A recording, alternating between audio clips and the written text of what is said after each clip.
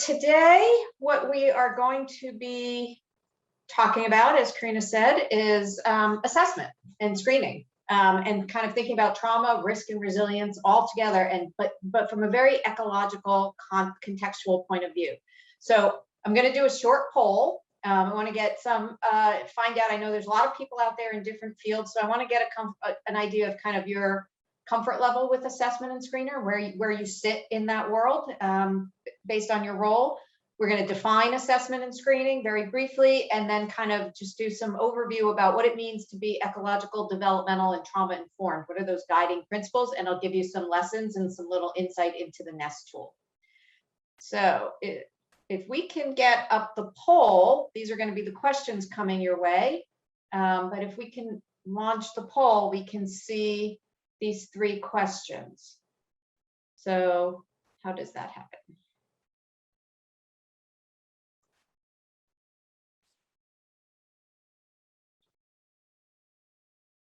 Oh, I can just launch it. I see. Okay, so the first question, yes or no? I believe that screeners and assessment tools enhance my clinical practice. Yes or no? Give people a chance to work, because people have different opinions about that. Some people feel like it's, you know, don't really need it. Relationship is all I need. So if you had to pick, yes or no? Got a lot of yeses coming in here. 1 no. Okay. A brave soul putting their opinion out there. See if there's any other responses wanting to come in. And if you don't do clinical practice, maybe it's not something you want to jump in on. But most people feel like screeners are useful and assessment tools. There's someone out there who says, you know, I don't know that they're that useful. You know, maybe you can't trust the data. So there are 3 questions. Do I just end the poll and the next one will come up? I'm assuming that's what happens.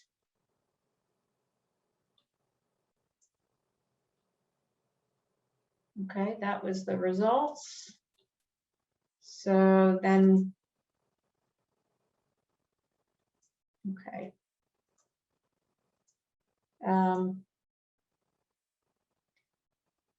So I don't see the other polls, the other poll questions.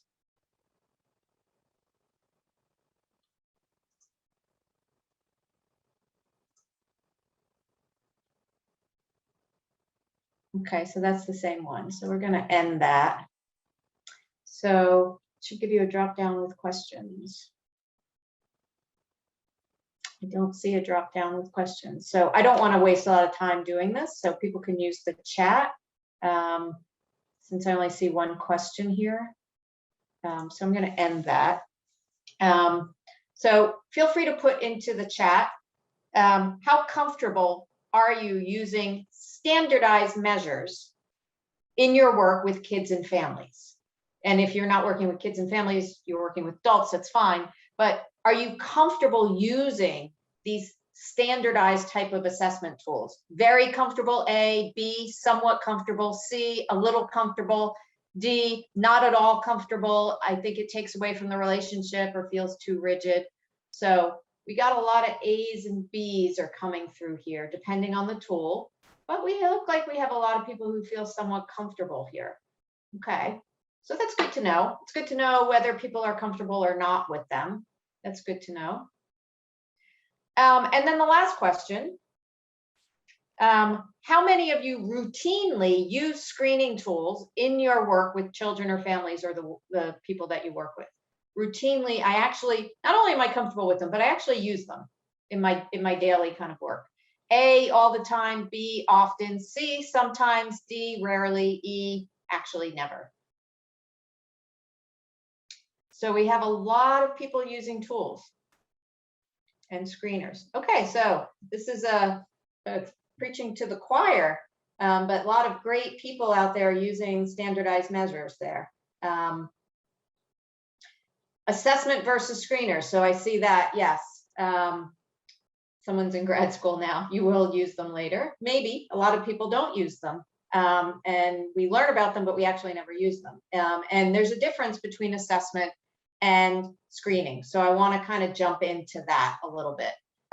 So make sure we're all speaking the same language, because the word assessment means a lot of things to a lot of people. Assessment is a framework and a method to understand, identify, and learn about what someone needs, right? And there's many kind of things that go into what is an assessment. It is a framework. It is a way of going about gathering information, but it has to have a frame. It has to have kind of a theory underneath it, or a method to the madness, so to speak. Otherwise, you're just asking random questions about everything, and it gets unwieldy.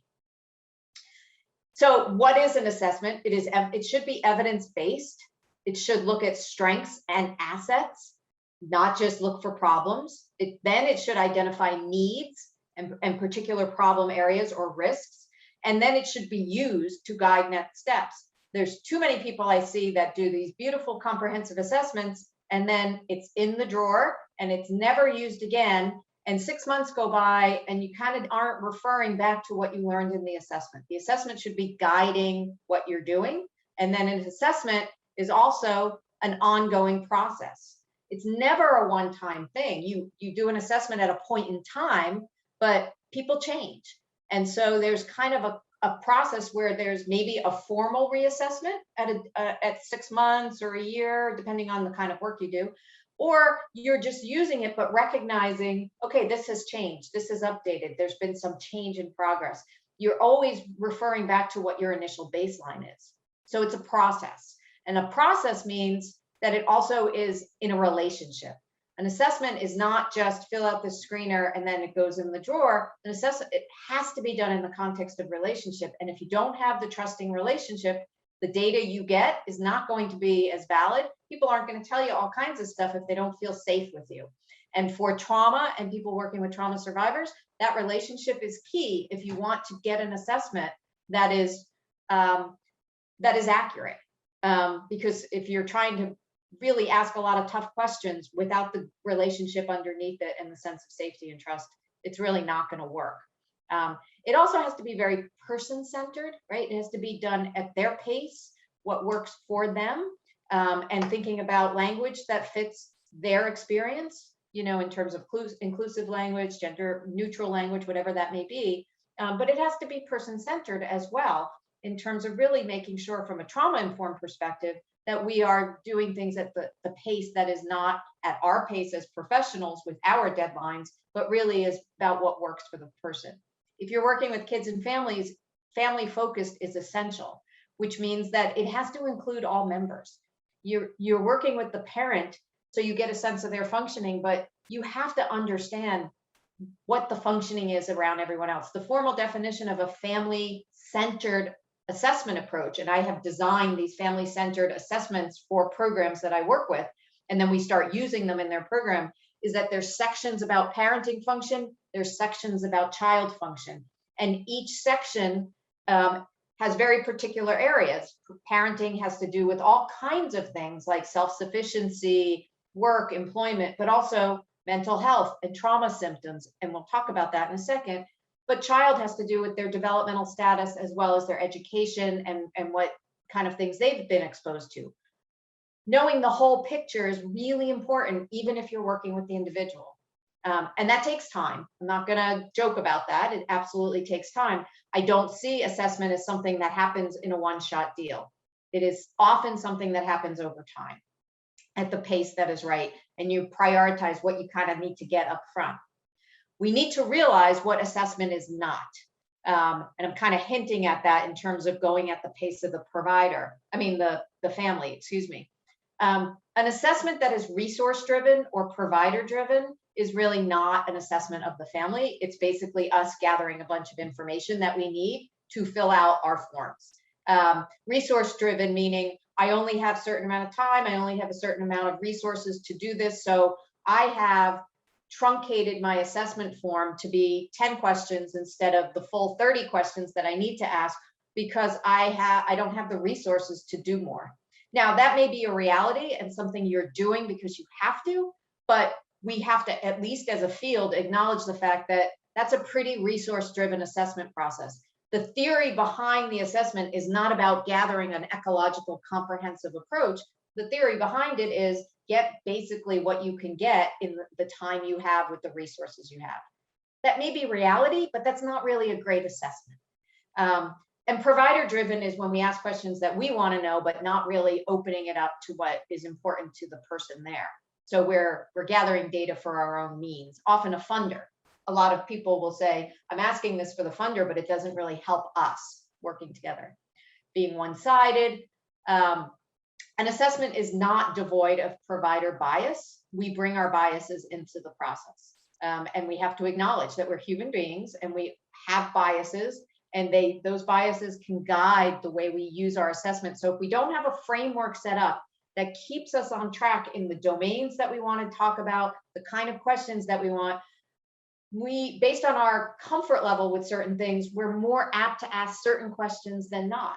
And I know people who are comfortable with asking about trauma and they ask those questions. And I know people who are not comfortable. And so they kind of skirt over those questions and they really find themselves sticking to the surface things, the day-to-day life things, but they don't dive in deeper to the functional questions because they're not comfortable with them. If you're a case manager, maybe who doesn't have mental health training, that often happens. So we will, without the structure and an assessment and a framework guiding you, we are vulnerable to our own biases and making errors. We can't only ask about problems, we have to ask about strengths.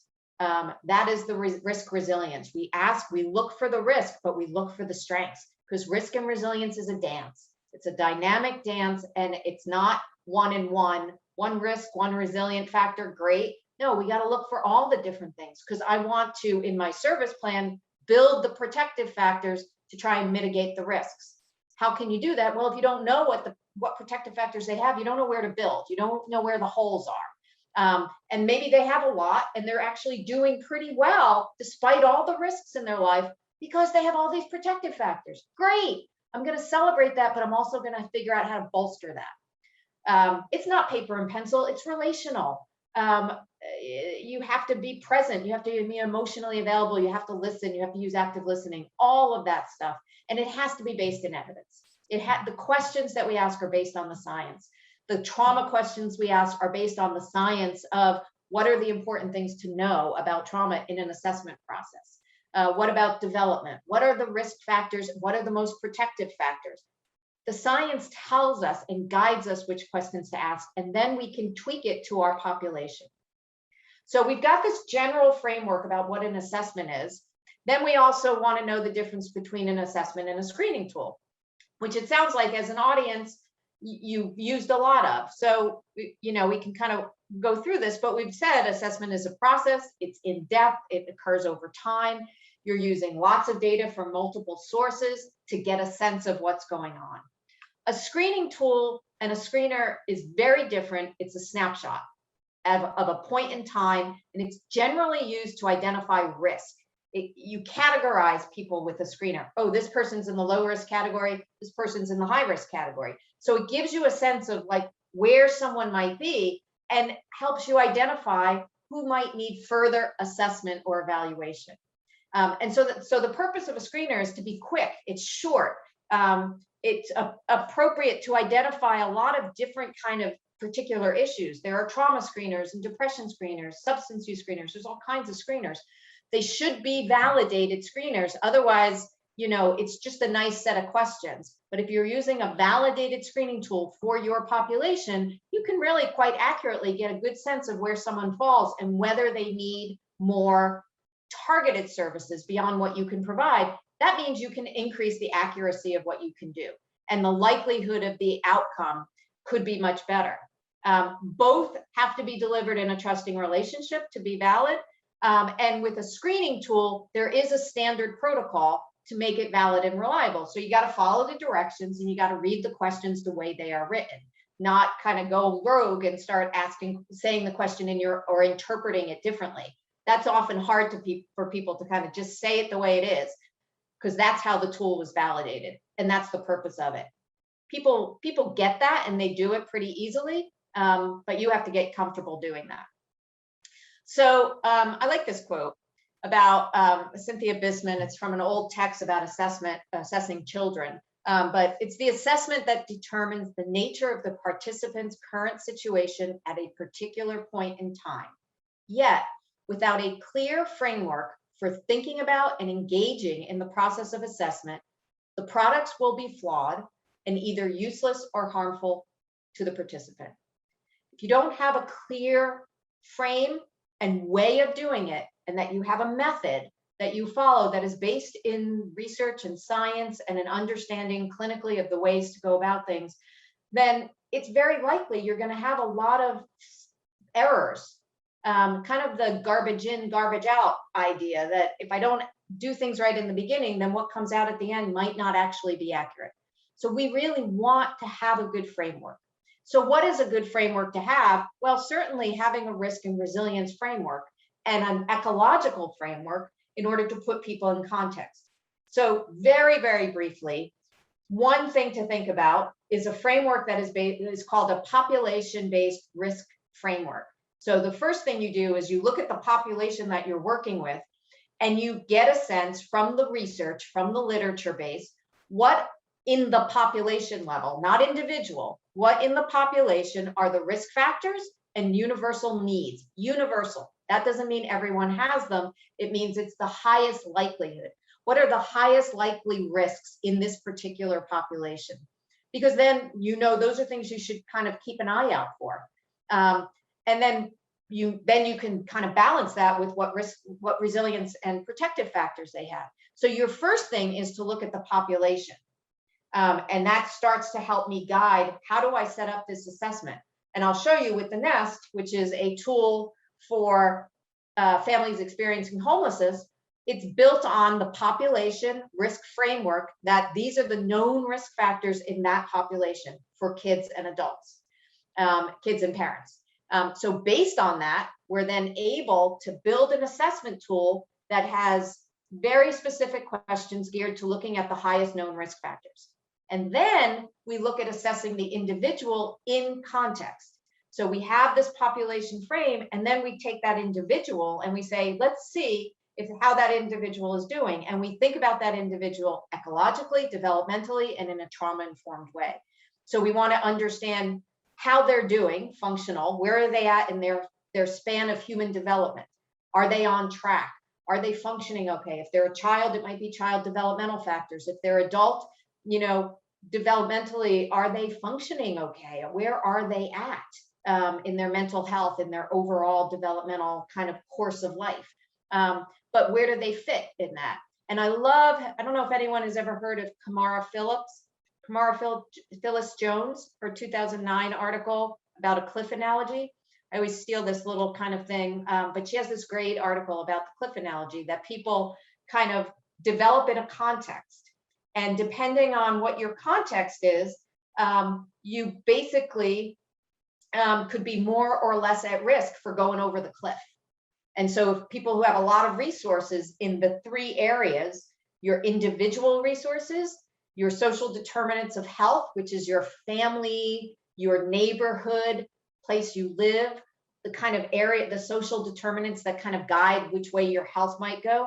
And then the general overall equity factors, how much access do you have to certain things in life? Are you a group that's discriminated against? All of these factors have something to say about kind of how at risk you are. You could have more protective factors individually, socially, or in the where you live in the larger society, or you could be more at risk.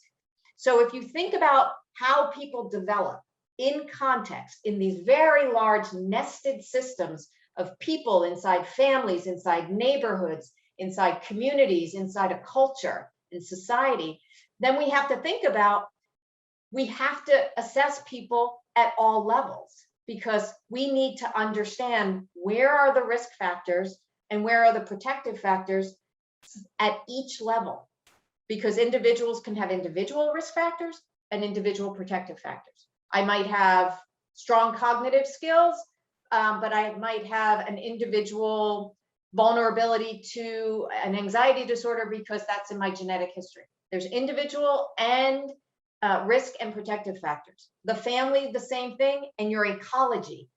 The world in which you live might be full of risk and protective factors. This gets really complicated. You go, oh my God, this is a really big assessment. How are we going to do this? There's so many things I have to think about. So we can organize it, and that's what an assessment tool does. But you have to have the theory underneath it. So what I like to think about is, okay, what do we know from the theory of resilience and trauma that can inform what do we look for? And so if we know that resilience is supported by protective factors across domains, individual, family, and environmental, then we know that there are certain things within each domain that we want to look for, we want to ask about in our relationship and our assessment. We know that resilience is the norm, even for trauma survivors.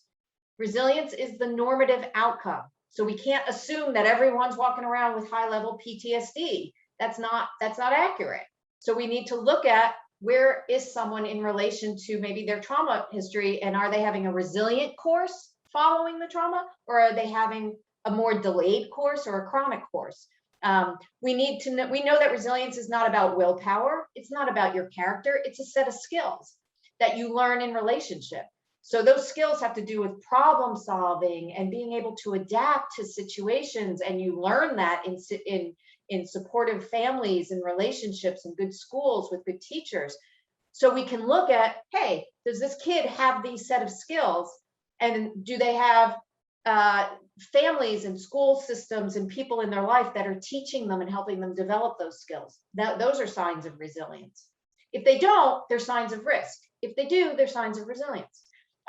We look back. What was the first 5 years of that person's life? Because we know those early ACEs are really big in terms of potential outcomes. So I want to know early history. But if it's a child, I want to know how that parent is doing, because we know that child well-being is tied to adult well-being.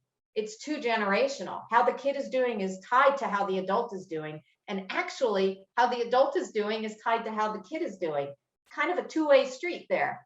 And I'll show you in this. So that means we have to ask ecologically how each member of the family is doing, because they're affecting each other. And we know the environments can be protective, so we want to look.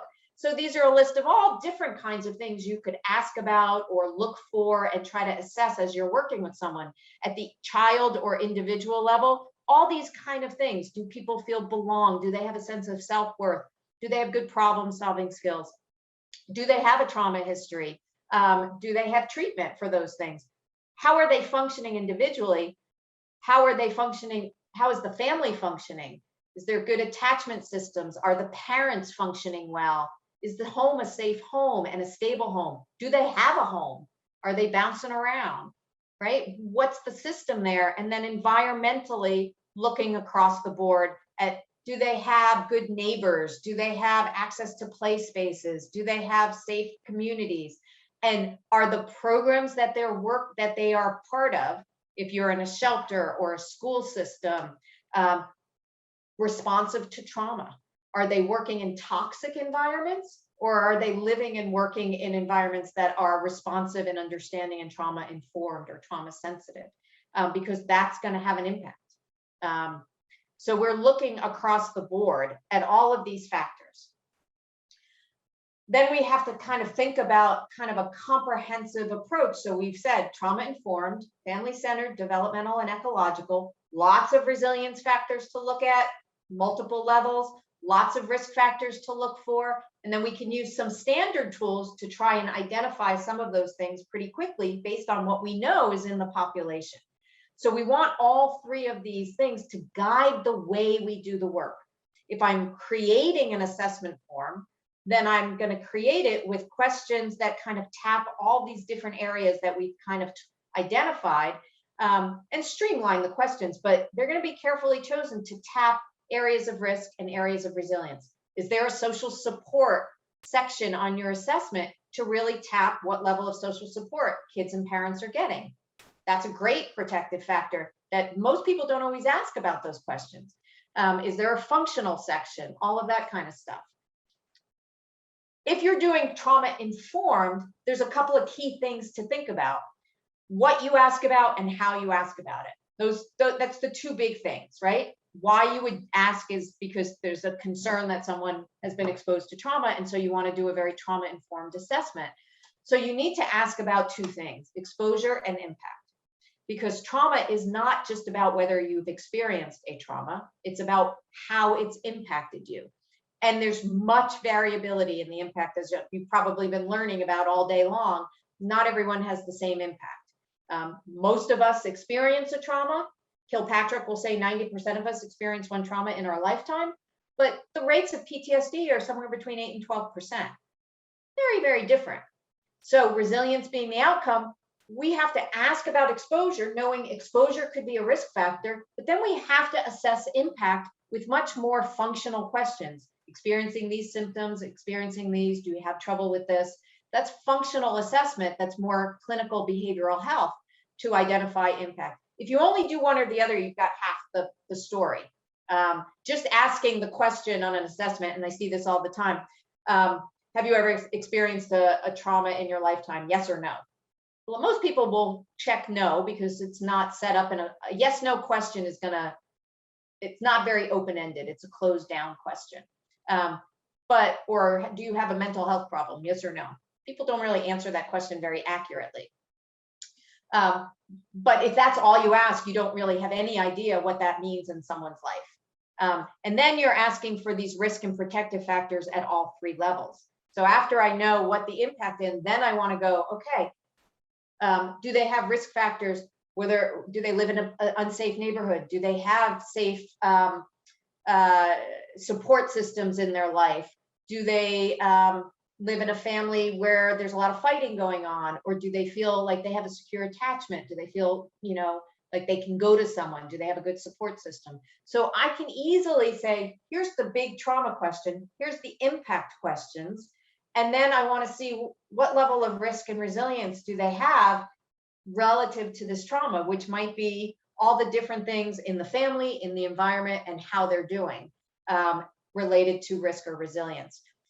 The trauma-informed piece means that the process is critical. How you do it is really critical. It has to be in a safe place. It has to be confidential, and there might be limits of confidentiality, but that has to be stated clearly up front. This is where the information goes. There's nothing worse than having someone who's felt like they've been betrayed in their life feel like, now I'm sharing my story, and then that story goes somewhere where they didn't know it went. They have to be in control of that. They have to understand who gets to see that information up front before they answer the questions. That means people have control and choice about how they tell their own story and at what pace they do it. And that there are opportunities for breaks. It's very hard to go through and ask these questions. So some people are good, but a lot of people need breaks during the process. And we have to make sure that we're attending to process as well as attending to exposure and impact and looking at the risk and resilience factors. Of course, if you're doing more family-centered developmental, then you ask about the family members, you get 2 generational, you ask about all members, you assess developmental risk for those young children, and you look at the life circumstances that are affecting those kids. So I've assessed trauma of the identified person, say, but then I'm putting that in context about, okay, how are your kids doing? Because maybe I'm traumatized as an adult, but my parenting is affected somehow, and I need to know what's going on with the kids. And then ecologically, we ask about their life circumstances. So there's lots of different ways, and I want to get to NEST. I want to make sure I get to that to show you. The standard tools, it's the reliability and the validity, right? It's really important that you know whether something is reliable and valid. Just because it's on the internet does not mean it's reliable or valid. So there's lots of things there. And there's lots. I don't know if any of you use the PCL, the PHQ-9, the DAS, the audit. These are all different types of valid screeners that can be very, very helpful in helping you. I drill down very quickly to see if there's a risk for anxiety, depression, domestic violence, health concerns, trauma exposure. You can do these very, very quickly. You can also do that with the ACE scale, though you have to remember the ACE scale, there's many different versions out there these days, and the ACE scale is a population-based kind of assessment where you get a sense of what risk factors are in someone's life. It's not necessarily predictive of individual functioning. You really need to understand it's population based, but it's useful. And then you combine that with your parenting scale, if you're doing one, and your overall assessment. So I've done an assessment and I've done some screeners, and now I've got plenty of data to guide my service plan. The thing I really want to kind of hone in on is the idea that if we are left to our own devices and our own judgment, look at this picture. I bet that people see different things in this picture because some of us perceive, I bet some of you are perceiving two faces, but maybe some of you are perceiving a vase or a vase in the middle, right? Your perception changes. And everyone has a different perception based on the way your brain has developed over your lifetime. And so in the mental health field, the clinical mental health research says that we can be wrong up to 50% of the time. That's pretty stunning, that if you just rely on your gut, I'm really good, I connect with people, I can feel what they're feeling, and you just really rely on your gut. I'm not saying that as a clinician, clinical judgment is not good, because it's one of the things, it's one of our tools. But if it's your only tool, you are rolling the dice about whether you are going to be accurately identifying what someone needs. If you want to reduce the likelihood that you might be wrong and give the best possible you can for your client, then you want to include a standard screener. Because with the reliability and validity of screening for things that your gut may misinterpret or miss, you're more accurately to identify a risk that maybe you didn't identify.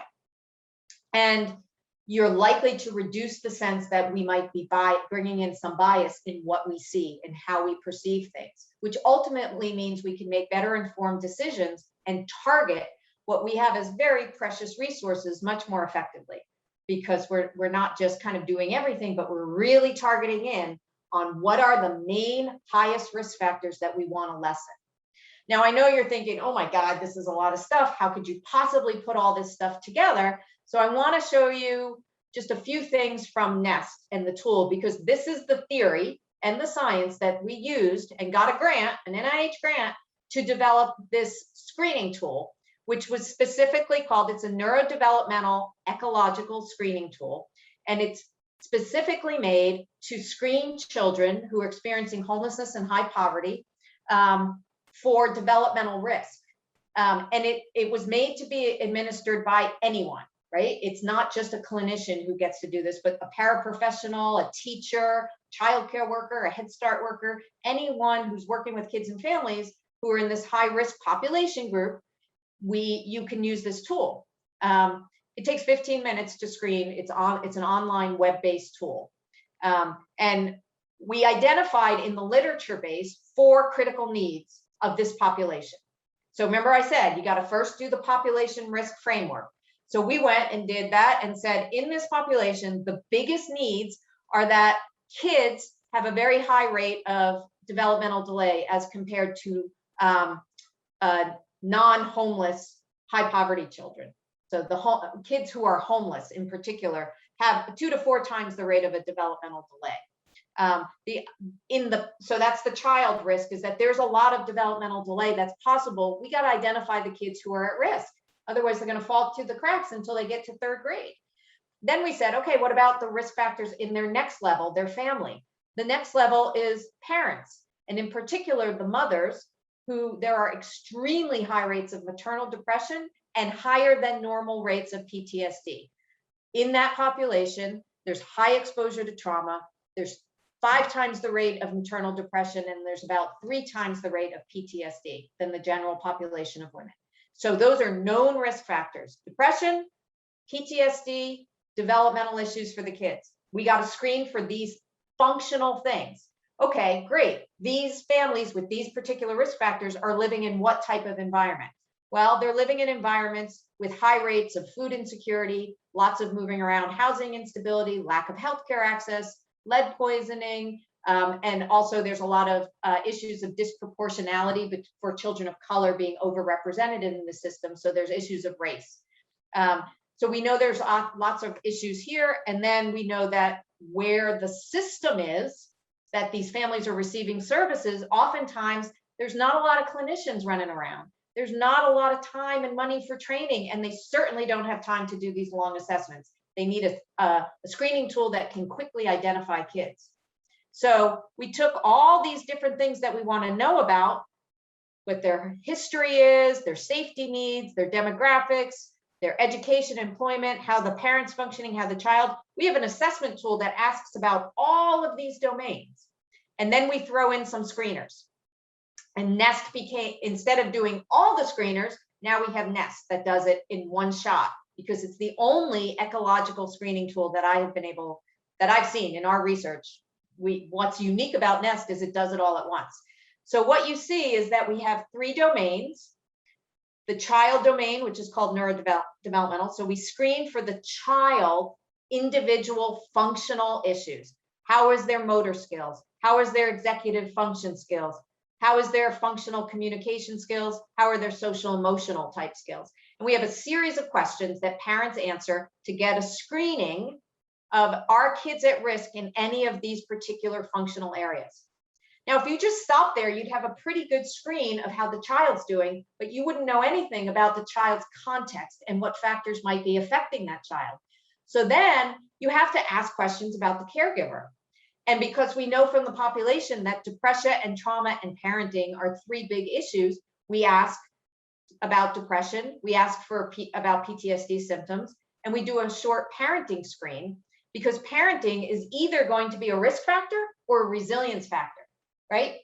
Good parenting can buffer kids from the stress of a lot of stuff.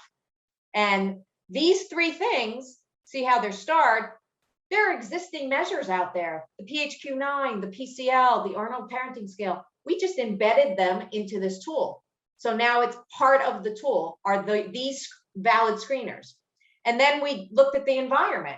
And there are some tools out there for food insecurity and lead exposure and healthcare access that are national validated tools. We embedded those and we created our housing and homelessness one because we knew that that was something important to ask about. What we know is that trauma symptoms and depression symptoms overlap by about 70%, and both of them tend to exist, but they overlap an awful lot. And they, to varying degrees, parenting can mitigate those things. And so we also added in a child ACE scale. For the NEST scale for 3 to 5-year-olds. And I don't really have time to go into that, but we wanted to know the impact of ACE.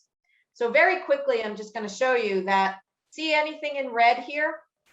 All these numbers? Basically what this means is anything above a 0.2 means it has a significant impact on the child when it's negative. So a parent with high depression, everything on here affects the child.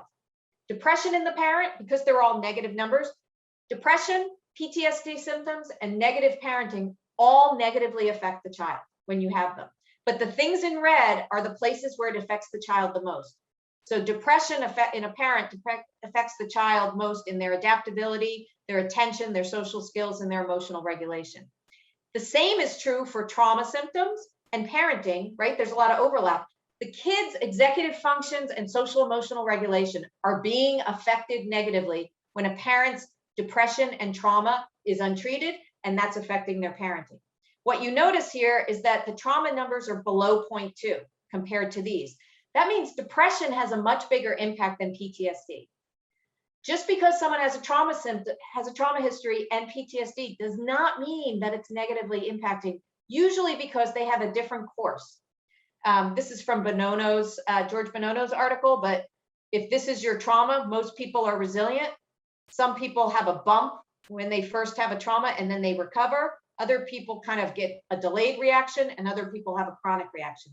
So there's so many different kinds of reactions that it's all over the place.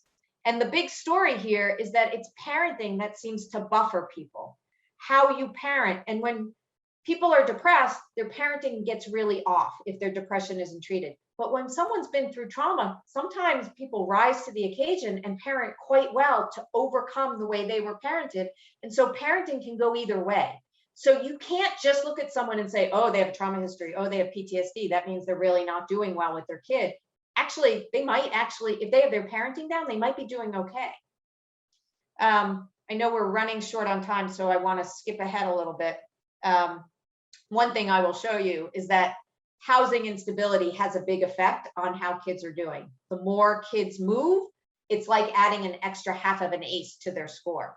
So if you have kids who are housing unstable or moving around and they have an ACE score of 4 and they've moved 3 times, add 1.5 points to their ACE score. That's how bad housing instability is for a child. So you see, the real issue of how that child is doing in all these different areas is it depends on how their caregiver is doing in all these functional areas, depends on what their ACE score is and how much moving around they've done. All of these factors are affecting the child, affecting the caregiver, which is then affecting the child. And it hits every aspect of child development in most of these areas. Their self-regulation is off, but you don't know that if you only look at one area. If you only assess at one level, you are missing a big part of the picture. So if you looked at Johnny and you just did his assessment and you said, oh, he was pretty low risk in most areas, but he's at moderate risk functional communication, I'd probably refer Johnny to maybe a little speech therapy and work on that with him, but I wouldn't worry about too much else because he looks pretty low risk. His self-regulation, his social emotional skills currently at age 4 are doing okay. But if we also assess Johnny's mother and find out she's dealing with moderate levels of depression and PTSD symptoms, there's a risk factor for Johnny looking worse down the road. Right now, her parenting is okay. She's holding it together, which is why Johnny looks okay. But eventually, maybe her symptoms left untreated are going to affect her parenting, and eventually Johnny's not going to look okay. So the real target of intervention is not sending Johnny to speech therapy, it's helping his mom. But you wouldn't know that if you only do one level of assessment.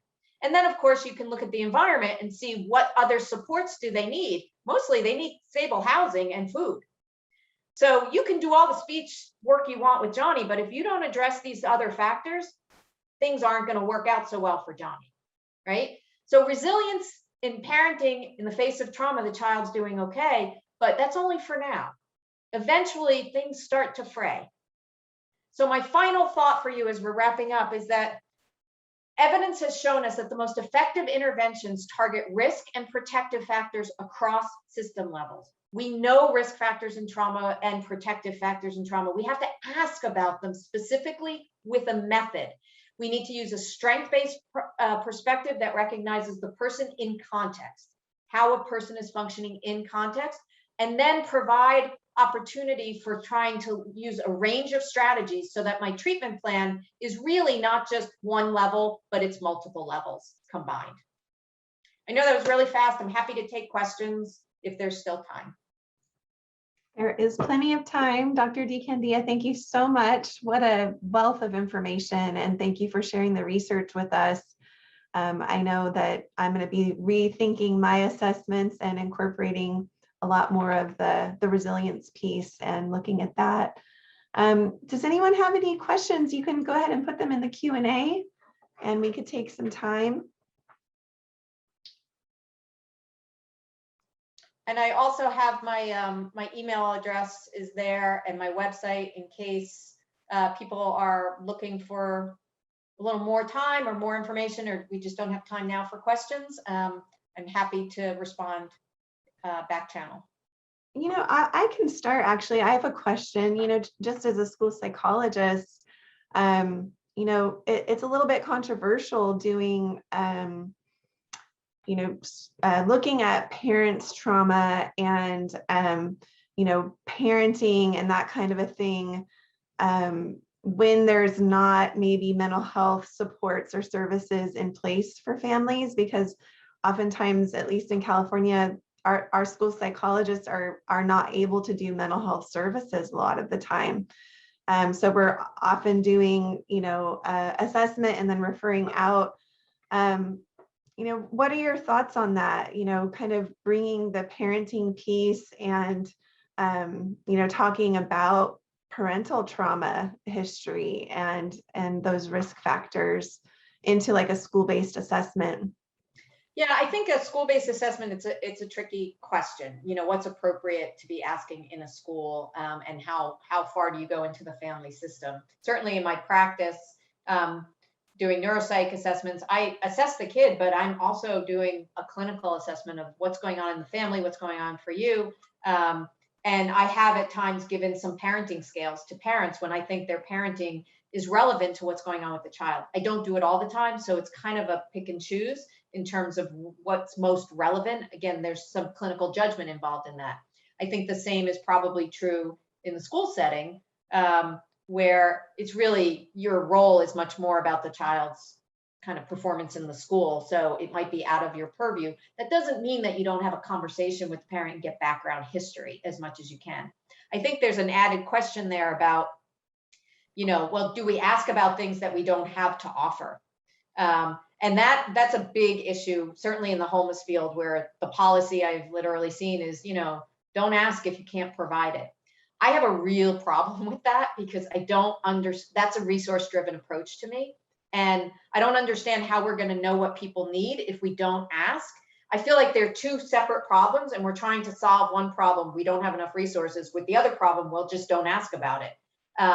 But then you don't know. So my take and what I often tell people is I ask about it, but I'm going to be upfront that I may or may not have a great resource for you, a great professional place to refer you. That doesn't mean there aren't a host of other ways to build resilience and protective factors that aren't about referrals. And if we get better at learning how to do that and having a conversation with someone about, look, there's not a mental health provider around, but did you know that joining social groups and being connected and engaging in XYZ are great ways to build your own, protective factors in your own mental health. There are so many things we can offer to people that are practical that we can do. That's not treatment for clinical depression by far, but I'm worried that if we only ask questions for the resources we have, then we'll just never know what people really need. And in some ways, finding out what you need and the mismatch with the resources means you have fruit for advocacy to say, we need better policies and resources. Here's the data why. Without the data, the policy needle is not going to move. Mm-hmm. Really excellent point. We do have a question from Megan Farnsworth. Where do we locate the NEST screener? Yes, the $100,000 question. Where do we locate NEST? So NEST is completed. I gave you a teeny tiny snapshot of a bunch of data. There's 2 published papers out there that I can send to you, Karina, if people are interested in NEST. I know this wasn't necessarily a NEST presentation, but they're the 2 papers that show how NEST was validated and constructed, if it's of interest to you. And then there's a slew of papers coming out on the relationship between maternal depression and child functioning and maternal trauma and all that kind of stuff. While that's happening, the NEST tool the product is done, it just has not launched. And so if you are interested in NEST, feel free to email me your email address. I keep it on the list. And so when it's ready, it will be available. So the NIH grant was between the Center for the C4 Innovations program, and they kind of will be the place where NEST lives. And so you can always email them with Artemis Associates. But myself and my co-principal investigator, Katie Volk, are kind of the ones kind of organizing things. So if people are interested in when the product is ready to go, like it's ready when it's launched, just email me. I'll keep you on a list. Perfect. Thank you for that. Yeah. Any other questions for Dr. DeCandia?